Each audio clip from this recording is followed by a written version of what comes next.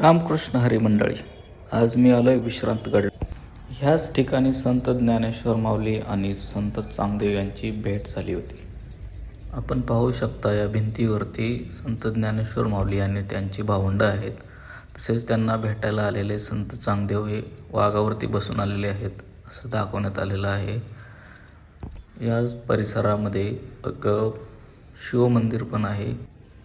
एक वडाचं खूप मोठं झाड आहे जुनं, आणि त्याखाली महादेवाची पिंड स्थापित करण्यात आलेली आहे. इथे दर्शनासाठी रोजच लोकांची गर्दी असते. तसेच कधी आळंदीमध्ये आलात तर या ठिकाणी पण अवश्य भेट द्या.